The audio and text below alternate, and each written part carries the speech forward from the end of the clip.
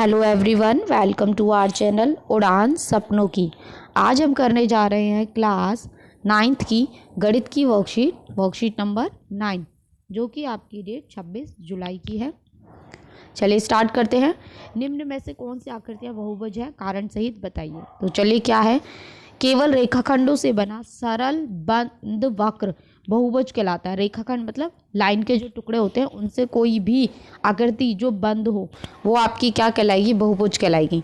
बहुभुजों का वर्गीकरण उनकी भुजाओं के संख्या के अनुसार किया जाता है। 3 भुजाओं वाले बहुभुज को त्रिभुज कहते हैं, 4 भुजाओं वालों को बहुभुज को चतुर्भुज कहते हैं। अब यहाँ देखिए पूछा गया है निम्नलिखित में से कौन सी आकृतियाँ बहुभुज है। अब यहाँ देखिए ये है तो रेखाखंड, लेकिन ये बंद आकृति नहीं है, खुली है, हमें बंद चाहिए। तो इसमें आप क्या लिखेंगे, ये लिखेंगे यह आकृति बंद नहीं है। ठीक है, तो ये आपका बहुभुज नहीं है। सेकंड में देखिए ये आपका बहुभुज है क्योंकि ये रेखा खंड से बनी हुई है और बंद है। इसमें इस रीजन में आप यही लिखेंगे रेखाखंडों से बना है और सरल बंद है। फिर ये देखिए ये बंद तो है लेकिन ये रेखाखंडों से आकृति नहीं बनी हुई है, तो इसलिए ये आपका बहुभुज नहीं है। इसमें देखिए ये भी आपकी बंद है और आपका रेखाखंडों से, यहाँ तो रेखाखंडों से बना है लेकिन ये यहाँ नहीं बना है, तो ये भी आपका नहीं होगा। ठीक है,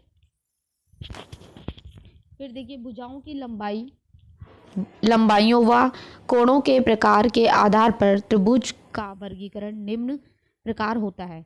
अब जो त्रिभुज होते हैं उनका हम वर्गीकरण करते हैं। 2 तरीके से होता है वर्गीकरण, एक होता है लंबाई के आधार पे, एक होता है कोणों के आधार पे। लंबाई के आधार पे कैसे होता है, अगर तीनों भुजाएं असमान लंबाई की हैं, यानी कि तीनों अलग अलग, ये 4 सेंटीमीटर, ये 5 है और ये 6 है, तो हम उसको कहेंगे विषम बाहु त्रिभुज। लेकिन अगर 2 भुजा समान लंबाई की है, मतलब ये वाली मान लीजिए 6 है और ये वाली भी आपकी 6 है और ये 7 है, तो ये क्या होगा आपका समद्विबाहु त्रिभुज। तीनों भुजाओं की लंबाई समान है, यानी कि ये 5 है, ये 5 है, ये 5 है, तो ये आपका क्या हो जाएगा, समबाहु त्रिभुज। अब है कोणों के आधार पे, अगर उसमें न्यून कोण बन रहा है, यानी कि 90 डिग्री का कोण बन रहा है, तो न्यून कोण त्रिभुज। न्यून कोण 0 से 90 डिग्री के बीच का अगर कोई कोण बन रहा है, जैसे 45 डिग्री, 50 डिग्री, 60 डिग्री, तो न्यून कोण हो गया। समकोण यानी कि 90 डिग्री, अगर 90 डिग्री जैसे ऐसे 90 डिग्री का कोण बन रहा है, समकोण त्रिभुज। 90 से और 180 के बीच में अधिक कोण बन रहा है, तो अधिक कोण त्रिभुज। अब देखिए यहाँ पे निम्नलिखित त्रिभुजों में से प्रत्येक की भुजा व लंबाई व कोणों के प्रकार के आधार पर नाम लिखिए। ठीक है, तो चलिए यहाँ पे हम लिख देते हैं। फर्स्ट में देखिए, फर्स्ट में ये दोनों भुजाएं आपकी बराबर हैं, तो ये कौन सा त्रिभुज हो जाएगा, ये हो जाएगा समद्विबाहु त्रिभुज। ठीक है, समद्विबाहु, और इसमें 90 डिग्री का कोण बन रहा है, तो ये आपका हो जाएगा समकोण त्रिभुज। क्लियर है, फर्स्ट वाला समकोण त्रिभुज। सेकंड में देखिए, सेकंड में तीनों जो आपकी भुजाएं हैं अलग अलग है, तो ये क्या हो जाएगा, विषमबाहु हो जाएगा, विषमबाहु त्रिभुज। और इसमें कोण आप देखिए ये 90 डिग्री से ज़्यादा का है, तो अधिक कोण। ठीक है, अधिक कोण त्रिभुज। फिर जो थर्ड वाला है उसमें देखिए बेटा तीनों जो साइड से बराबर हैं, तो ये आपका क्या हो जाएगा, समबाहु। ठीक है, और कोण जो है 90 डिग्री से कम है, तो ये आपका हो जाएगा 90 डिग्री से कम वाला न्यून कोण, न्यून कोण त्रिभुज। ठीक है, चलिए आगे देखते हैं।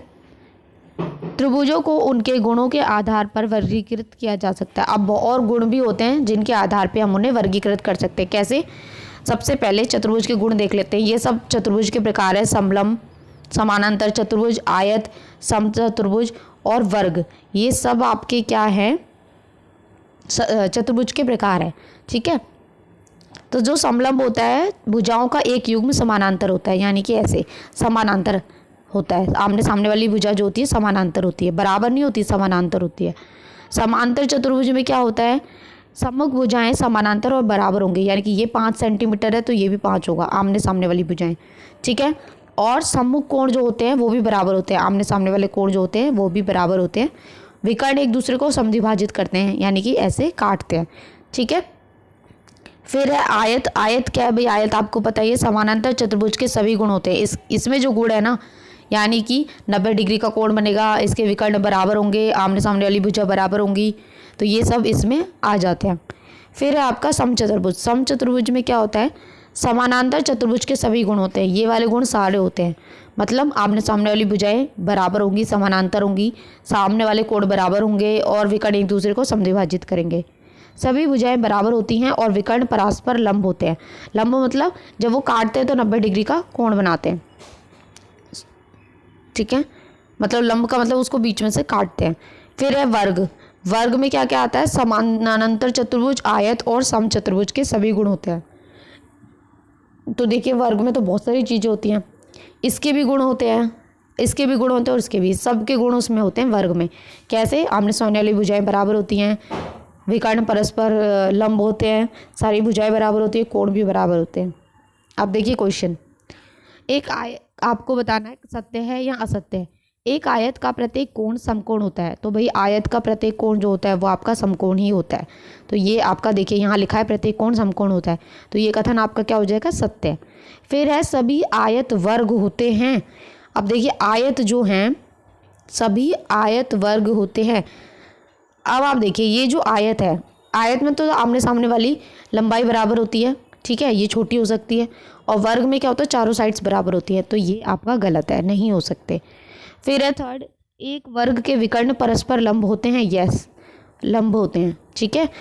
एक वर्ग के विकर्ण जो होते हैं वो परस्पर लंब होते हैं। यहाँ पे देखिए विकर्ण परस्पर लंब होते हैं, ये सब वर्ग के भी गुण है, तो यस ये सही होगा आपका।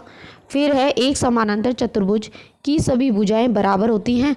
अब देखिए समानांतर जो चतुर्भुज है, यहाँ से देखते हैं समानांतर चतुर्भुज कहाँ है हमारा, ये रहा।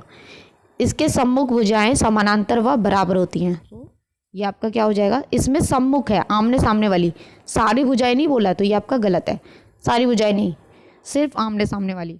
फिर फिफ्थ है सभी वर्ग समानांतर चतुर्भुज नहीं होते। अब देखिए जितने भी वर्ग है वो सब समानांतर चतुर्भुज हैं, तो ये भी इन्होंने गलत दिया हुआ है। फिर है सभी आयत समानांतर चतुर्भुज होते हैं। यस, जितने भी आयत हैं, ये देखिए आयत जो होते हैं इसमें सब में समानांतर चतुर्भुज के गुण होते हैं, तो ये आपका सत्य है। तो यहाँ जो है आपकी वर्कशीट कंप्लीट होती है। आई होप आपको अच्छे से समझ में आई हो। तो चैनल को लाइक ज़रूर करें, सब्सक्राइब करें, कमेंट करें और अपने फ्रेंड्स के साथ शेयर ज़रूर करें। Thanks for watching.